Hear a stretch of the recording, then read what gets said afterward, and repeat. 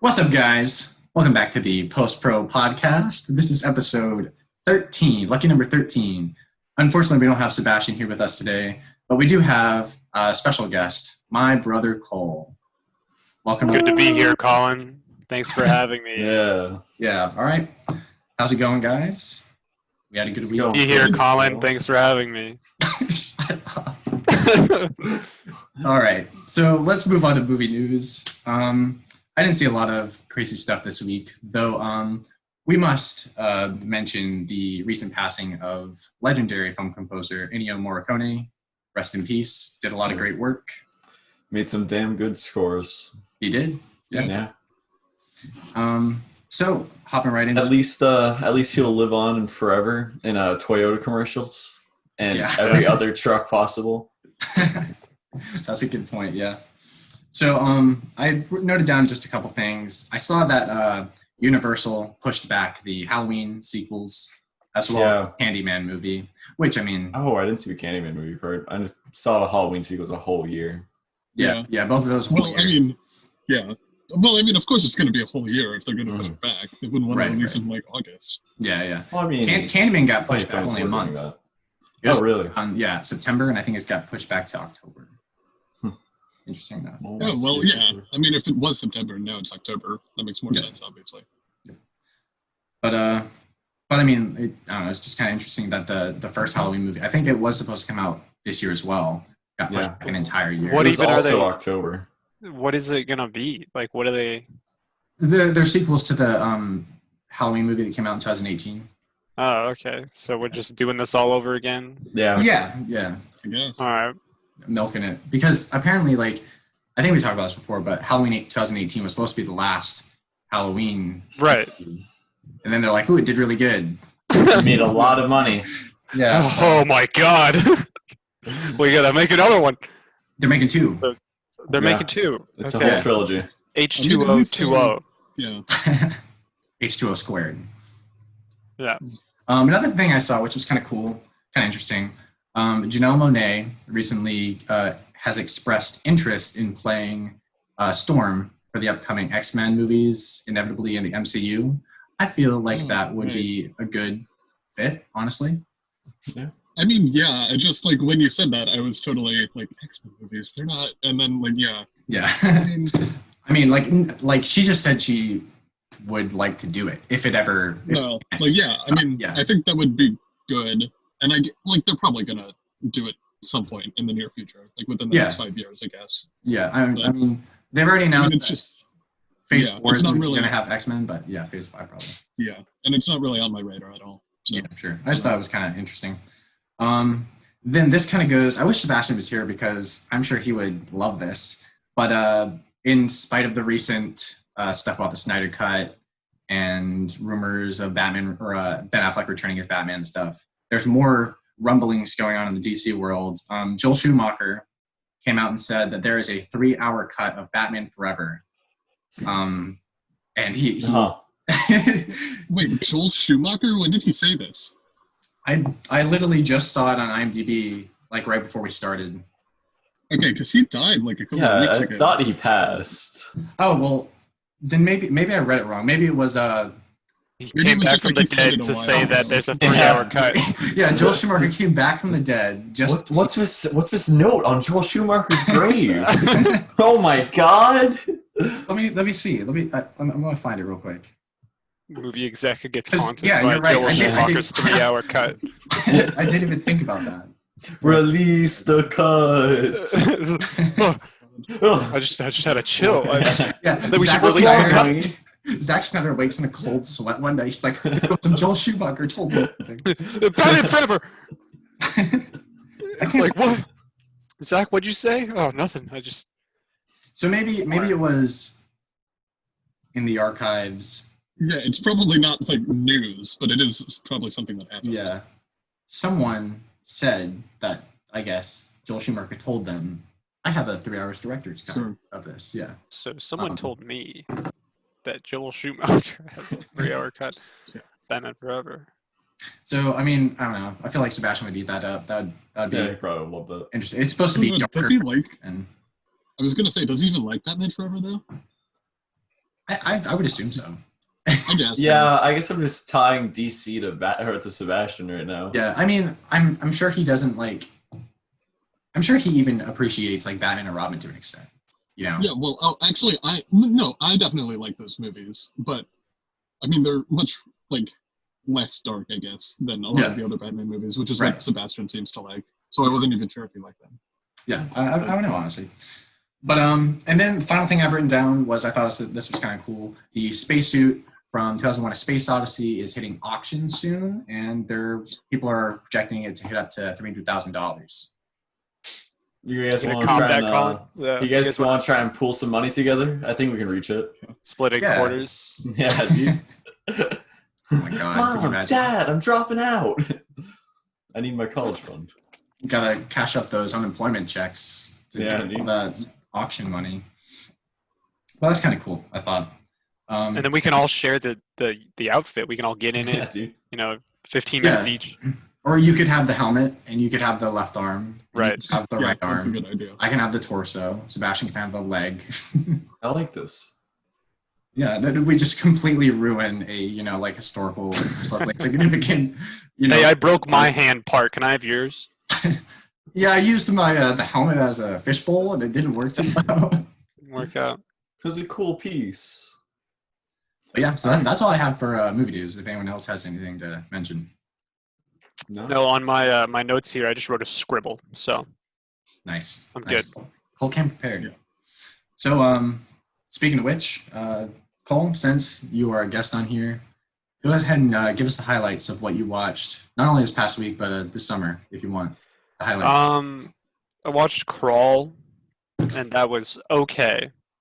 Yeah, I never saw it. It was funny because my friend goes to UF, and we didn't know it took place in Gainesville, so we watched it, and he was like, "I know where that is." That was the dumbest thing. It was okay. Skipping over that, we watched Sahara, and I love Sahara. Sahara. It's we have a nice history, Sahara and I. It's just adventure movie. Give them the background, Cole. I mean, they don't know. So whenever I would get sick, don't know the lore.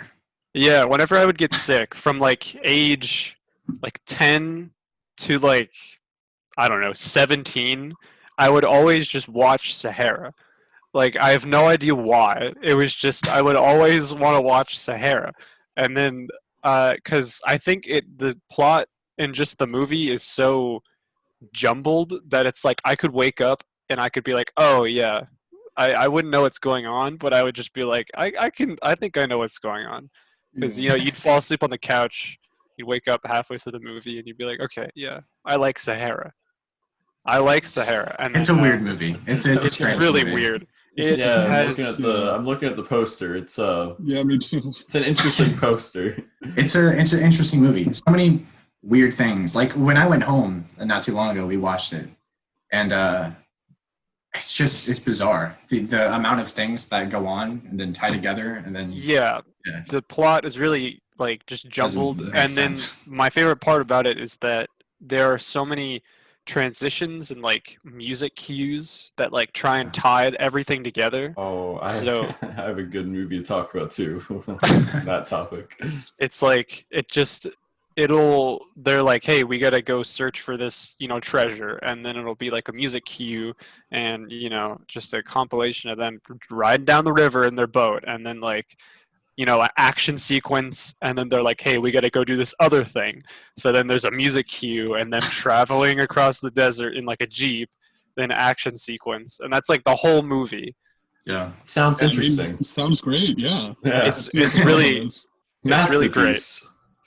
I give it 5 out of 5 stars. Honestly, Steve Zahn's the best part of it. So Steve Zahn is pretty funny. Watch it for him. I recently watched The Bourne Identity on TV, and I remember watching that when I was 8, because that's when I watched all the fighting action movies where it's just The Matrix. And then I actually did. It's funny because I remember watching clips of The Raid when I was 8, and I was this is awesome. this is like peak cinema right here. And that's pretty much it. The Born Identity's good, and I forgot that Clive Owen was in it, and then I was like, oh yeah, he's like the best part, because it's like he was the only real character with like a lot of, or the only side character with like a lot of possible like depth to him, and I thought that he brought a lot of cool world building, I guess, to it. Yeah. You know, It's because been a you're while like since you don't I've really even seen it. Me know too. who he is. I just And haven't it's- seen it. That's the only one I've seen. I've wanted to watch Supremacy and the Ultimatum, but Yeah. for whatever reason, I just haven't. Yeah. I mean, I think I've seen all of them, but like I don't really remember anything about them, so I don't even know Yeah. if I've seen all of them. I've seen the commercial a bunch of times. Yeah. Yeah. Jesus Oh, Christ. It's that's, Jason Bourne. That's Bourne, though. That's the fifth one. Oh, shit. Yeah, that's just you're right. Jason Bourne. And Oh, I never yeah. saw that one. I think Alicia Vikander's in it. Oh, yeah. I think so. I don't know. Yeah, but It's a legacy with Hawkeye. yeah, Jeremy Renner. Yeah. Yeah, Dad really likes that one for some reason. I don't know Really? why. Yeah, like, because whenever it comes on, he always watches it. And all I know about that one is that his cabin explodes. Sick. That's pretty much it. All right, so that's all you got, Cole? Or I mean, you said it might be good to bring up like The Last of Us. I don't know whoever is playing The Last oh of Us. yeah, I said that if Oh. like Sebastian was here. Oh, okay. Damn. So then never mind. We still talk about it. I mean, yeah, if you want. The reason I was going to talk about it is because my friends were recently playing it, and I watched them play like the last half of it. And you know, it's Naughty Dog. I don't know if you guys have played Uncharted or anything, but they're like super cinematic, you know, storytelling based games. But I felt like for The Last of Us 2, they tried to mix like sort of like survival, you know, open world gameplay, or they tried to like put in elements of that into like their formula of like doing cinematic games, because it's like the first Last of Us is very kind of scripted, you know. I mean, it's like any Uncharted game, right? It's just super scripted, but it's like you feel it's like a good story, right? But then I feel like with this one, The Last of Us 2, it was like the gameplay didn't complement what they were trying to do story-wise, and plus it was just a weird script anyway. But anyway, yeah, that's all I was gonna say. All I know is Sebastian was he like spoiled it for him, and he was like, I don't like the ending, so I'm not going to get it. And then he got it, and so Yeah. I was hoping he would be here. I wonder what his thoughts Yeah. are on now. Yeah. Yeah. Oh well. Alright. Yep, Yeah. that's all I got. So I guess I'll go next. I didn't watch a lot of variety this week. Yeah. But here, let me grab something real quick. Oh. $10 says it's a DVD. Damn it. Blu-ray. It's probably a box set. It is a So- box set. Yeah, it's the box set. So I bought this a couple years ago, 10th anniversary DC animated universe thing, and it's pretty neat. I went through about half of it back when I got it in 2018. How you watched a lot of animated DC movies. Yeah, that's pretty much it. That's pretty much all. Jesus. Well, okay, so this is from 2007 to 2017, so it's 10 years of animated movies with like 2 or 3 per year, right? I think it's 35 altogether. So I watched half of them back when I got it, and then I just stopped for whatever reason. So I was like, I haven't watched these in a while, so I'm going back to rewatch the ones I had and then finish the rest of them out because I need to complete them, you know? So, I mean, there's nothing really much to say. I don't want to go through all of them. I enjoyed, the one I enjoyed the most was Justice League, The New Frontier. It had this really cool retro futuristic aesthetic and animated design to it. And I thought the voice cast was really good. Crisis on Two Earths is a pretty cool one as well. Alternate universes and such. And Batman Under the Red Hood. That's considered one of the best ones of all these animated films. That one was really good as well. And the DC Showcase, they're these little like 10, 15-minute shorts showcasing a specific character that they couldn't do a like feature-length adaptation on. I've seen Pretty some good of as those, well. Yeah, I like them. They're pretty good. Nothing special. You know, the animation like sometimes isn't great because these films are made for low budgets. 3D animation, especially like kind of forced into the 2D. Everything else feels a little wonky at times, and voice cast can be like decent to bad at times. There are only a few that are like really good. Same with the dialogue. They aren't like particularly written well, but they are like just fun, fun enjoyment, fun entertainment for the most part. There hasn't been a legitimately bad one except for the Wonder Woman one. Which, That's Yeah, surprising, see Colin. that. Why It's do you pretty- think the Wonder Woman is bad? It's pretty highly rated. yeah, well, okay. So here's the thing. Colin hates women, guys. Yeah, the Yeah. truth is out. No, so All you post-pro podcast listeners out there. so yeah, I'll have to edit that out. Yeah. This one came out in 2009, and I of course saw this after I saw the 2017 live action one, and it was pretty interesting to see just how much the live action one takes from this animated Really? one. Yeah, they're essentially the same movie. Huh. Like I think I mentioned in my review that I like the world building a little bit better and the mixing of like the Greek lore and mythology in this one because it's really more about that. Also, and the difference is like the animated one takes place in the modern day, whereas the live action is during World War One. Right. But like it's the same exact story, essentially. Same villain. You got Ares. Steve Trevor crashes into Themyscira and blah, blah, blah. Fish out of water humor and all that crap. It just, so in a sense, it's the same story. And because of that, it offers the same problems. There were a few things I liked better about the animated one. Number one, Steve Trevor calls out the Amazons for like hiding this whole time when their like purpose is to keep humanity safe from Ares. Yeah. Which they don't do that in the live action one. I was like, why not? But I mean, I honestly just thought it was bad. So Sure. yeah, not a Wonder Woman film fan, I guess. Yeah. I'm hoping 1984 is at least better than these two. I doubt it. Has a pretty sick trailer though. I mean, mean- it does have a great, with New Order and stuff. It's great. I thought, the music was good, but I mean, I don't know if the trailer didn't blow me away or anything. I mean, the music's pretty good. Yeah, exactly. That's like all it's got going for it, kind of. I mean, that's a lot, though. Yeah. I guess. But really, that was pretty much all I watched, other than the raid. So I had a Yeah. DC animated marathon start, and that was it. Yeah. A lot of DC animated universe movies. Yeah. All right. So I guess I'll go next then. Okay, I did not watch these back to back, but I did watch them both within the past week. Mission Impossible, Rogue Nation, and Fallout. Continuing sort of my, I mean, it's, I guess, sort of a binge, but I'm not even really planning on rewatching 3 and 2, and I've watched them all out of order. I mean, not really a lot to say that I didn't, well, I guess I didn't really talk about Ghost Protocol, though, on this.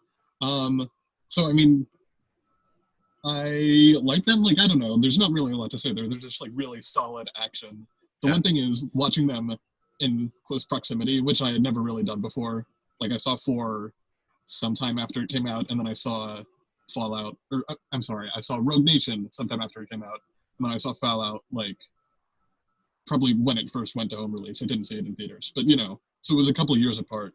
And I think Fallout is, like, definitely an improvement, just because it ramps up the action and pacing, and it focuses a lot less on the plot, which I think is Rogue Nation's main weakness, is it focuses a lot on the plot, and it's not very, I mean, like, it's, all Mission Impossible movies basically have the same plot, so, it's not very fun, especially when you've seen all of them in quick succession. But anyway, I still think both of them are really great. I mean, some of the best action movies of the past, like, 20 years. Speaking of best action movies of the past 20 years, I then watched Widows, the recent Steve McQueen movie with, Viola Davis, Michelle Rodriguez, Elizabeth Debicki, Daniel Kaluuya, Liam Neeson. I mean, great cast, first of all. But I think, I don't know, I think it's, like, really great. I think the main thing it has going for it is just like a bunch of incredible performances. Like the script itself isn't. But it's not even that weak, really. I mean, I ended up liking a lot of it. I just don't know that it's necessarily. It would like hold together an entire movie if the performances weren't as great. And I haven't seen 12 Years a Slave or any of Steve McQueen's other movies. Just only like one other one, I think. But shame. I mean, I think it's great. Yeah, I just want to say, like, I saw that movie in theaters and I really did not like it. Okay. I liked the performances, but the plot Uh-huh. kind of ruined it for me, especially when it got all twisty.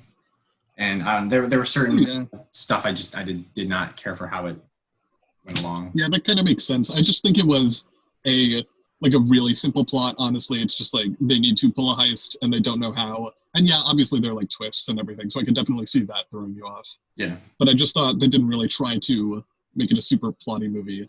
Oh, and the other thing I really liked was Colin Farrell, and I think Brian Tyree Henry was the other politician. I just liked how both of them, like, it initially sets it up as like, oh, you're going to be rooting for Brian Tyree Henry, and that's going to be like a subplot of the movie is like, you want Brian Tyree Henry to beat Colin Farrell in the race, and then it just turns out like pretty quickly that they're both massive pieces of shit, and you don't really care about either of them, and you're focusing more on Viola Davis and the others. So I really like that aspect of it too.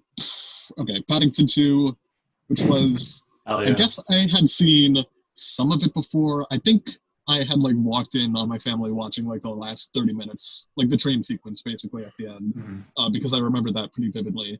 But I didn't really remember the rest of it that well. I mean, I feel like that's like a universally beloved movie. It's so a there's banger. really nothing, I mean, there's nothing I could really, I mean, again, it's just like a lot of great performances from like everyone, including whoever the voice actor is, who I don't think has been in a lot of other stuff. So don't remember his name. Ben something. Yeah. I watched that something. movie on a plane next to my mom, and by the end I was just crying like a bitch. I saw it in theaters with my mom. Yeah. And Oh, man. cried at the end too. Yeah. It's a great movie. And just like so many, I mean, but like so many British movies have just like a bunch of character actors that you're always going to recognize, like 10 of them, and it'll just be like, oh, you know, that guy from that thing. That's true. And I mean, no different for this one. Okay, next up, First Reformed, the Paul Schrader movie, who wrote Taxi Driver. I think I actually like this more than Taxi Driver, but only slightly. And they're actually pretty similar scripts in a lot of ways, obviously, for anyone who's seen them. But, you know, they're very different contexts. I mean, I guess both, like, socially, politically, but also, like, you know, one of them is a taxi driver and one of them is a priest, and that ends up pretty, you know, I think it's just interesting to see the same person write basically the same script, but in vastly different, I mean, not vastly different, I guess, but different time periods and for different occupations. And there's a lot of other, like, subtle stuff that shifts around it. But I think it's really strong. I mean, it's good. I don't know. It's pretty good for a lot of the reasons that Taxi Driver is good. And I also knew, like, almost nothing about it, so I didn't really know that it was going to be, like, a Taxi Driver-ish or esque story. So I think that draws you in a lot more when you don't know that, because you're like, oh, Ethan Hawke, he seems cool and a nice guy. And then as it, like, goes on longer, you realize, like, oh. That's kind of why I didn't like it that much. I think it's an alright movie, but I was really liking it up until the finale, to where it felt like it went to Travis Bickle. It just I don't know. It didn't feel like natural to where Taxi Driver, like Travis Bickle, felt natural. Makes sense. I mean, I think the finale is definitely, I'm not going to spoil anything, Thomas. Is definitely the most, like, I guess divisive. Like, I see why most people would, like, just not be on with the finale. But I definitely kind of liked it for that reason. And I feel like there was something else I was going to say. But whatever. I mean, I like it. It's really well made. Like, didn't even know it was like Taxi Driver. I knew it was Paul Schrader, but... Well, yeah. I mean, neither did I. So, oops. Yeah. Nah, that's fine. All right. High Flying Bird, which I think... I know Collin and I were talking about it, but I forget if it was while we were recording or not. And honestly, I mean, Collin, you basically said, like, it's just kind of boring, and I think I mostly agree with that. Like, I think my main problem with the movie, and it's not really a bad movie, honestly. It's like a 6, 5 out of 10 for me. My main problem with the movie is just like I really don't care about basketball, and there are definitely some screenplays that can like make you care about a thing that you don't care about. Like I think Moneyball is a great example of that. Oh yeah. Where I really don't care about baseball at all, and it just draws you in. And for High Flying Bird, like the script is definitely trying to draw you in a little bit, but and like it's fine. I don't really need to care about basketball, but to enjoy this movie, I do, and I didn't. So oh well. Yeah, I don't know. For me, like I'm not a huge fan of basketball, but I'm a fan of sports and like the things that go on to get player contracts and all that stuff. It was just really boring. It didn't capture me in any way. It's my least favorite Soderbergh, actually. Wait, you've seen The Laundromat, right? Yeah, I like The Laundromat more. That's crazy. I hate The Laundromat. I know. I think there's one segment in it that's kind of good, which is the college student like finds out. Well, also I don't want to, but the college student finds out that his dad is with her roommate. I think that one's kind of interesting. Yeah, but that is interesting.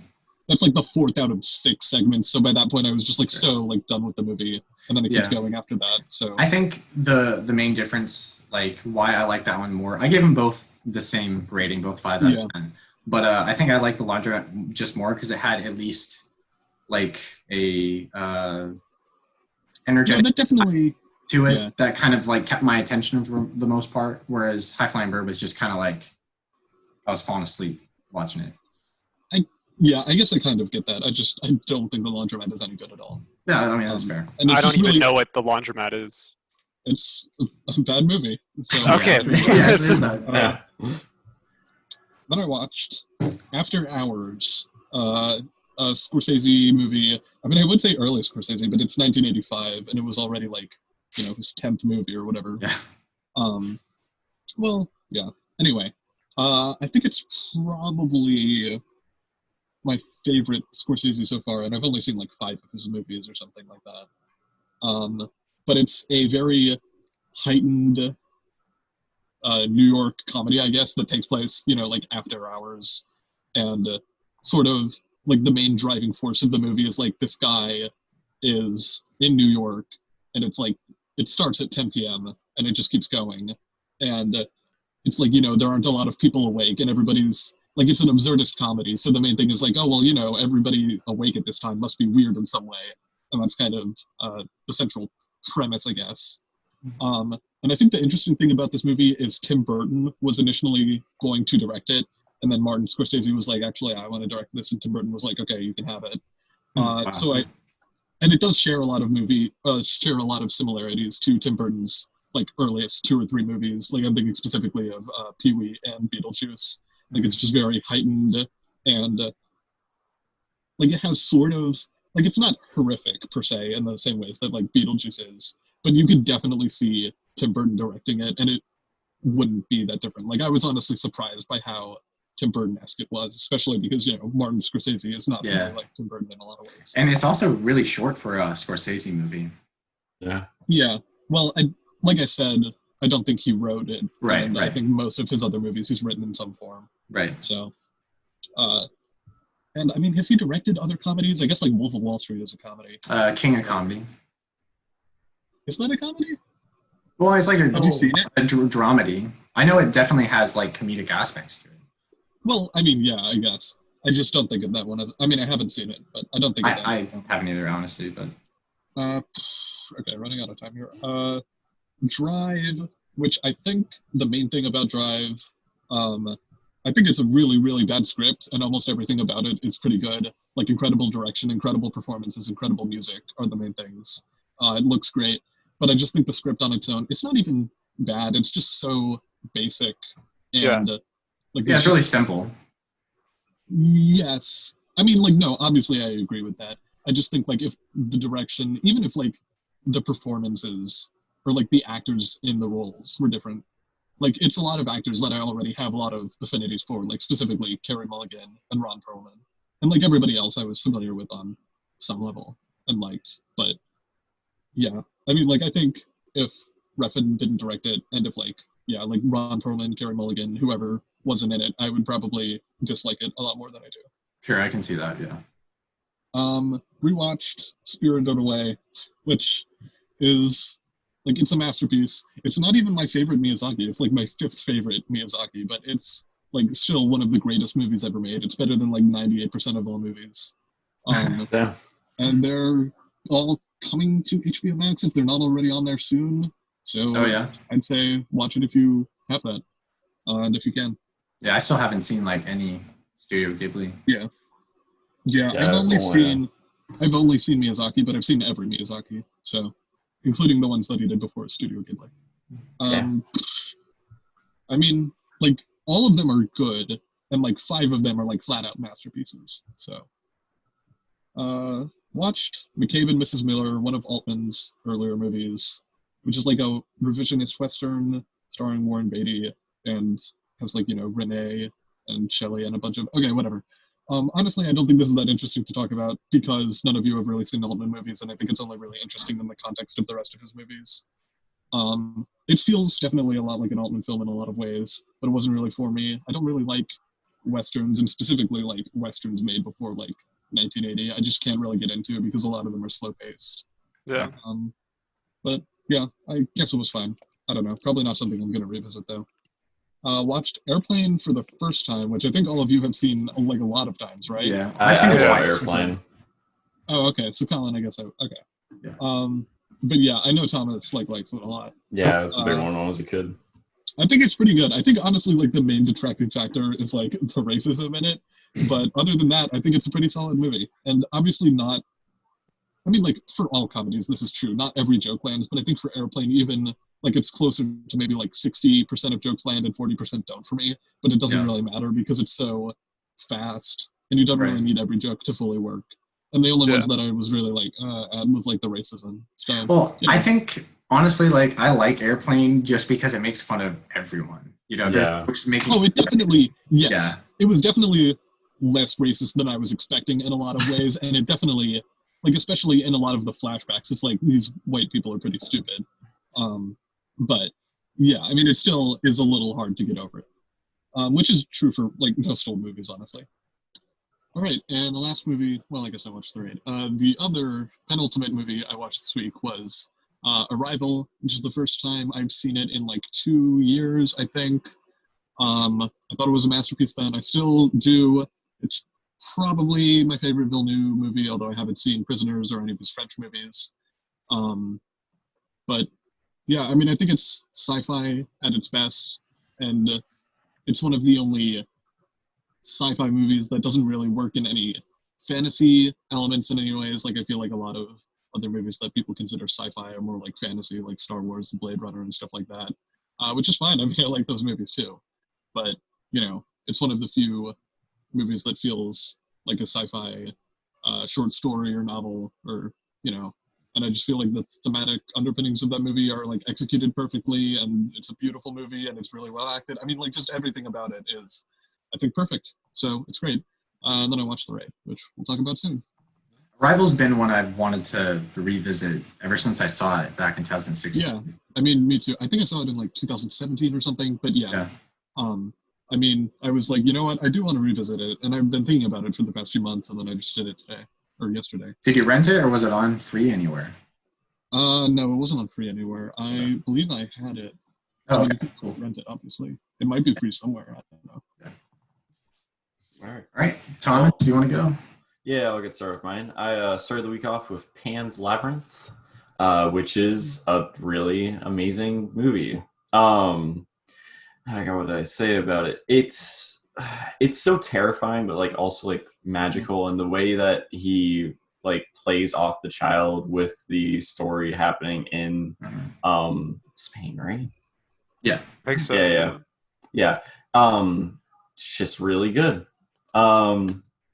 And I mean, yeah, just the actual design of the fawn and like the design of the hand-eye man. Yeah, I know it probably has a specific name. I couldn't think of that. Just, it's pretty brilliant. Then when I said I also watched a movie of really, really great transitions, I watched Holes this week. Nice. and It's been forever. yeah, Holes is something. It's honestly kind of impressive how well it like juggles all like 5 different storylines in this children's movie, and it tackles racism surprisingly well once again for a children's movie released in 2003. And it also delivers one of the greatest lines in cinema history of "I can fix that," which is repeated like 7 times in the span of 5 minutes. It's amazing. But yeah, it's just also obsessed with doing slow-mo transitions where it just out of nowhere just goes completely slow-mo, puts on some music, and then transitions to like some completely different the storyline. It's very 2000s. It's great. It's great. And has Shia. Can't go wrong there. Yeah, and then speaking of movies from childhood, so I watched The Adventures of Shark Boy and Lava Girl. Okay, next. Wait, no. You can't just skip over it like that. You gotta give us your in-depth analysis. It's pretty bad. Taylor Lautner's awful. There you go. Did you know that Robert Rodriguez voices Shark? Really? Yeah. Okay. I didn't know that either. No.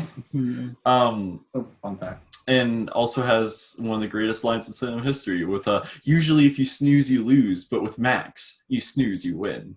And it's honestly poetic, and with Taylor Lautner's delivery, it just makes it even better. Classic. It's something. And then I got around to finally checking out The Wolf of Wall Street, which is really, really fun. I definitely see a lot of Collin, your issues with it. But I only really came up once with like the limo, but the limo was pretty horrendous. It was like, and I told you, I guess this is not there now. I definitely would have noticed that one, but I definitely don't notice continuity errors as often.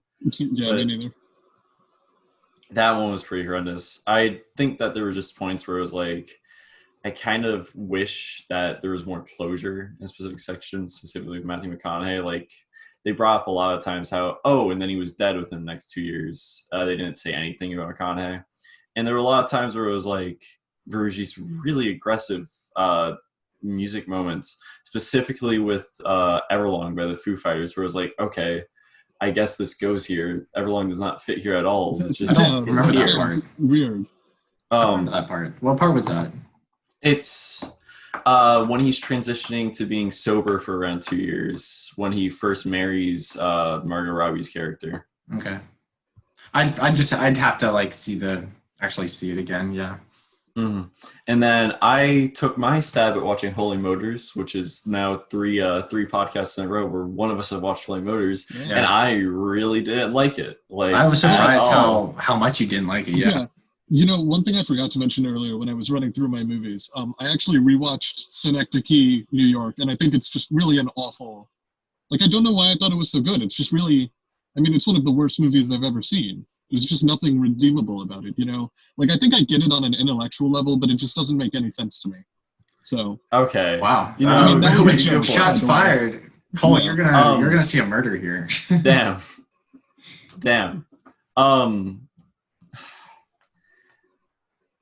Look what you did to Thomas. He doesn't know how to talk now. Yeah, you just, okay. I didn't think it was going to get me that hard. Yeah, I mean, I just didn't like it. It was just kind of boring to me, and like, just nothing really got to me. I just didn't really enjoy watching it at all. What about that motion capture scene?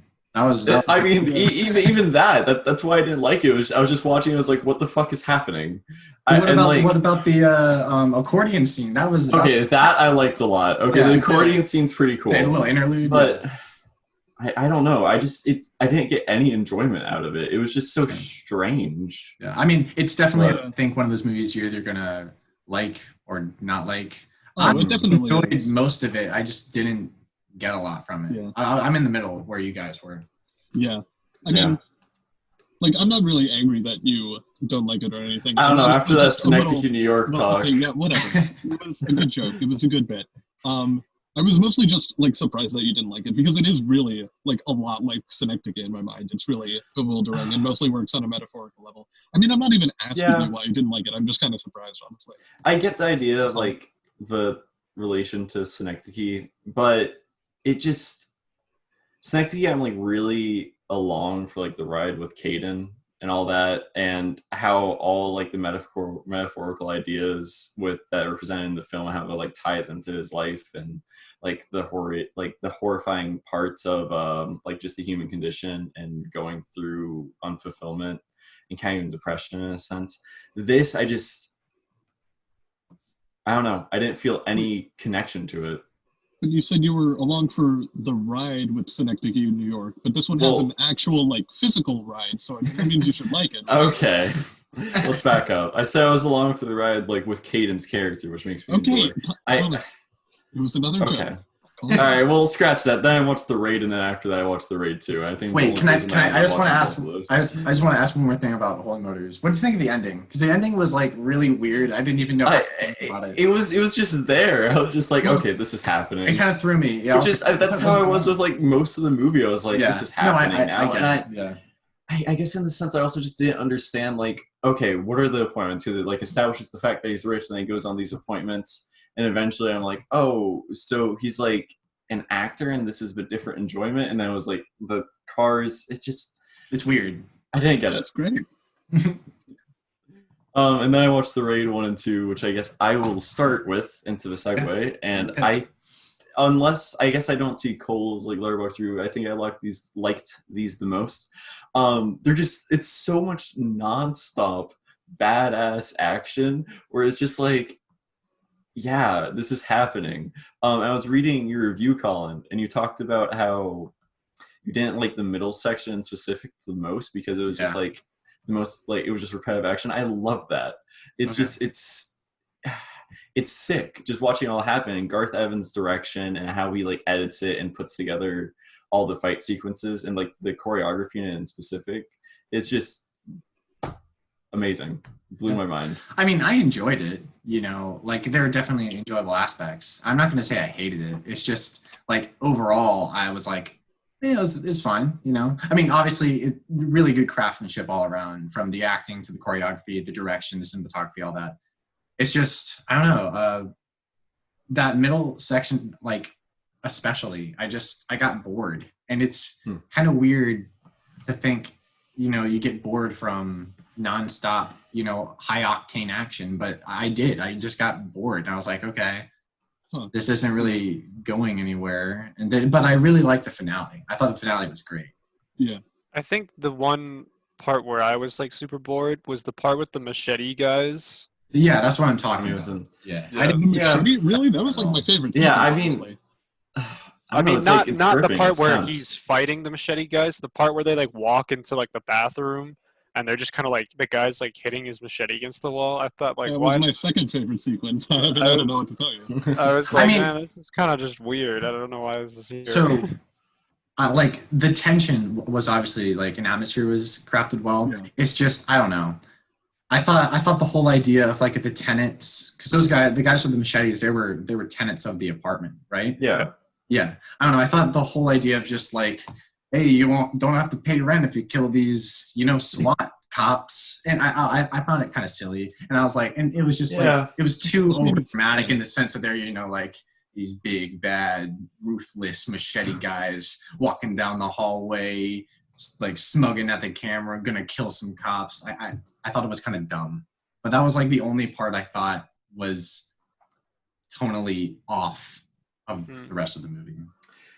It's strange. I don't even really vividly remember that part, like where they smirk at the camera. You said? Well, no, I'm not saying like no, literally. Yeah. It's just like tonally, it feels. No, I get what you're saying. Silly. I mean, it's very.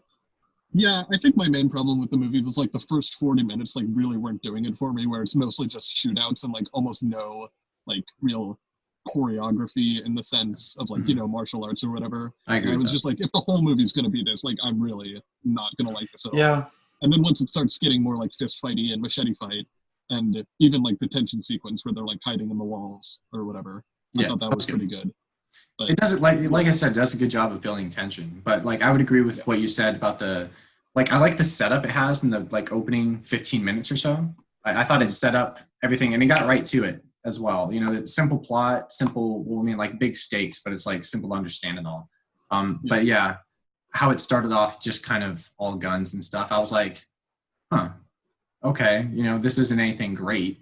But once it kicked into full like martial arts mode after like post machete people, that's when I really, really enjoyed it. Just to clarify, when I said I didn't like the part when they're in like the bathroom, like when it's like the captain and like the old lieutenant guy are in the showers. I didn't like that part. When they're in the wall and he's like stabbing the wall, I like that part. Yeah. Mm-hmm. Yeah, sure. Yeah, that was a good scene. Definitely feel like the plot was the weakest part. When the choreography kicks in, I definitely agree with that. Well, it's just like out of nowhere, it's like brother. I thought that was kind of like, it didn't really not work for me. It just didn't work for me. It was kind of weird. I don't even think it was forced. I was just like, why is this? Like, it's just such a simple plot, and then it like throws in this random thing, and I'm like, okay. Honestly, that didn't even bother me. I kind of liked the brother aspect. I like the simplicity of the plot, but it still like gave you enough of the plot where you could actively care about what was going on. You know what I mean? I'd be interested to see. It never felt like tacked on to the action. It felt like, I would be a bit more concerning maybe the police captain, like the older guy with the gray hair.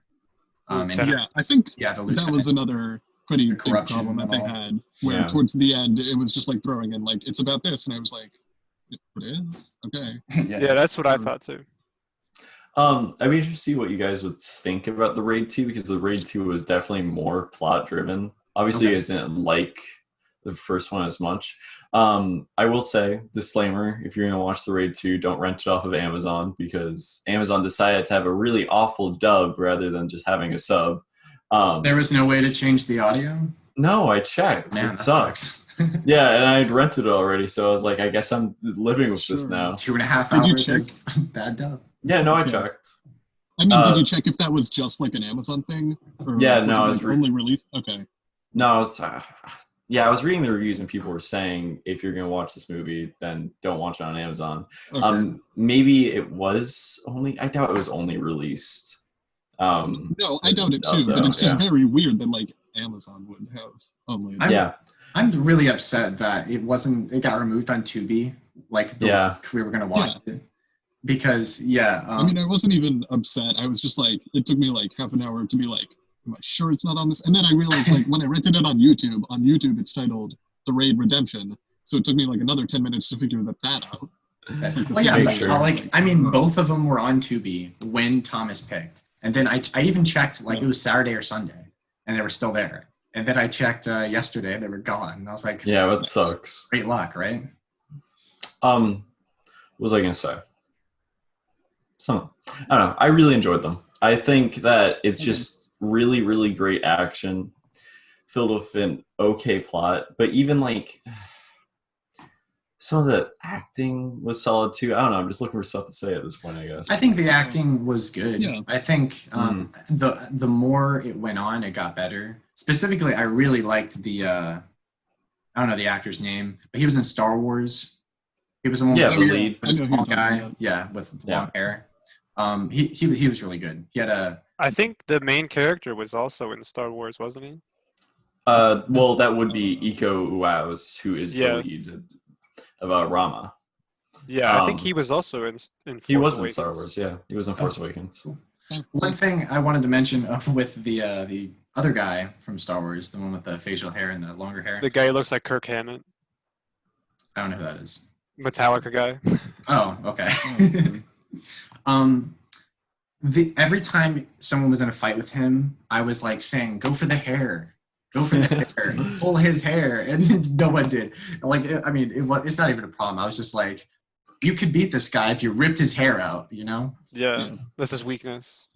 Yeah, it never happened. I was a little disappointed. Yeah, tragic. Yeah, I guess I don't really have much more to say. It's pretty sick. Yeah, I mean action I enjoyed it. Action is another genre like comedy we did last week, where it's like mostly either you're gonna like it or you don't. So. Right. Well, I don't really like most action movies. Like, I don't really actually like the Mission Impossible series that much because it's usually too focused on the plot. I mean, it definitely is a Yeah. lot more plot focused, Mhm. but I feel like it derives interesting situations out of the plot, whereas you don't really have to pay attention to the plot like overall, but you do kind of on a scene-to-scene basis. And like, I am really confused by the plot in a lot of Mission Impossible movies. Like, I think Rogue Nation is the main one where I'm like, what is going on here? Like, who's working with who? I don't get it at all. That's how I feel about the first one, kind of. First one, I think. Yeah, no, it definitely is. But there are like two main characters in the first one, so it's a lot simpler on that level. Yes. I just wanted to mention a couple other things. At the end, there were a few things that bugged me at the end. So remember how throughout the movie you see like the bad guys, goons piling up the SWAT team bodies outside, and you have the snipers across on another building, sniping into the building and all. At the end of the movie, I was just kind of wondering like what happened to them, the snipers specifically, because like they could have very well just killed them at the end of the movie walking out, you know.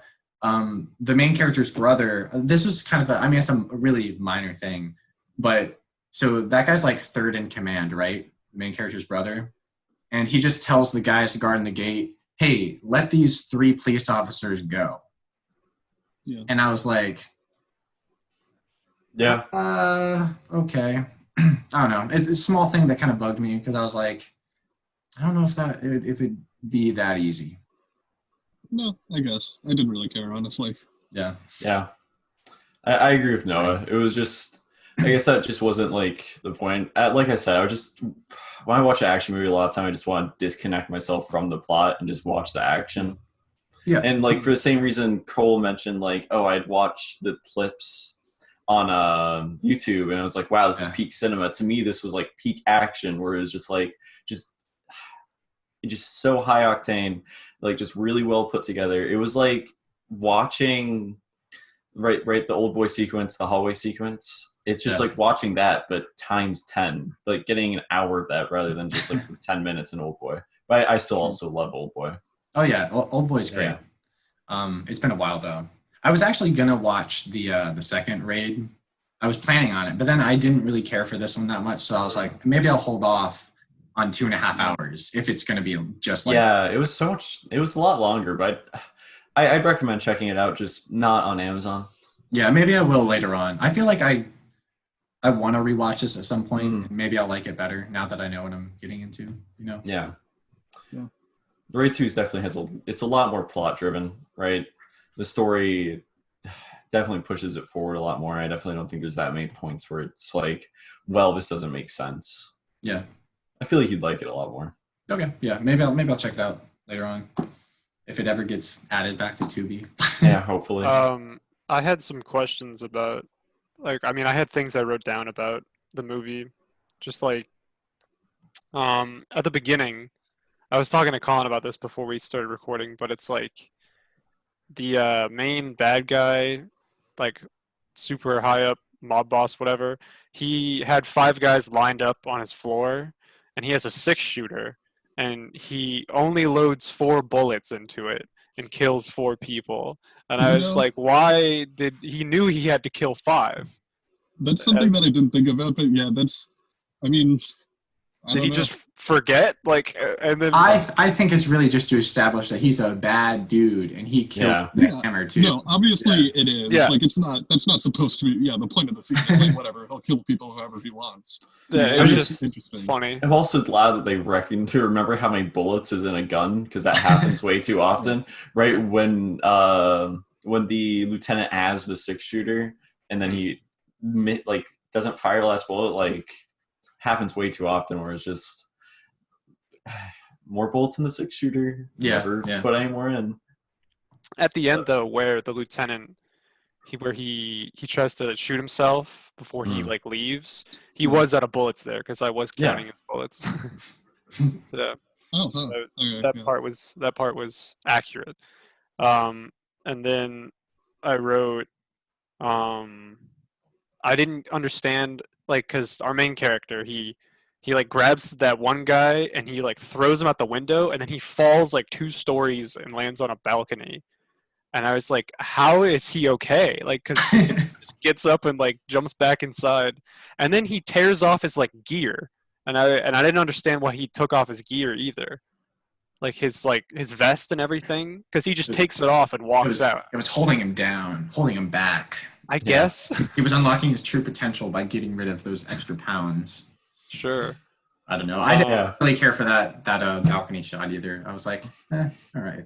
Yeah, I didn't really understand. And then when the lieutenant, like the gray-haired lieutenant guy, and then there's that random other cop with him, when they go up to the 15th floor and they get to the mob boss, and then the lieutenant has the mob boss, he just turns and shoots the random other cop. Yeah. Why did he kill that guy? Because he was corrupt. Yeah, because he was and the SWAT guy wasn't. So, okay. He was working for a different mob boss. Oh, yeah, and I guess was it even that clear? I just kind of I don't know. I guess. Yeah. Because they talked about it briefly. Mm-hmm. Okay. I mean, I figured that the lieutenant was like a bad guy. You know, I figured I was like, oh, I saw him in the first scene. I was like, this guy's gonna betray someone. You know, like, but I don't know. They mentioned in one of the scenes when they're all like crouching behind that little barrier, because the SWAT captain is like, we need reinforcements, and the lieutenant says, we can't. I literally can't. No one knows we're here. And he was like, you stupid, the whole ploy was he was trying to make an alliance with the mob boss in some sort of payoff so he could just get money. And and then at the end he's like, oh no, the higher up sent you here to die, right? The mob boss is telling the lieutenant that because because the mob boss had paid off the lieutenant's higher ups to get rid of him because they knew what he was trying to do. Yeah. Okay. Yeah, I think I get it now. I mean, it doesn't like expand upon those details very much, but like they're there. Yeah. And then I thought the last fight with the long-haired guy just was really long. I mean, it was good. But I remember I was watching it with my friend, and I was just like, "This is taking a while." Like they just keep doing. That's how I felt about all the little fights in the middle, like in that middle portion.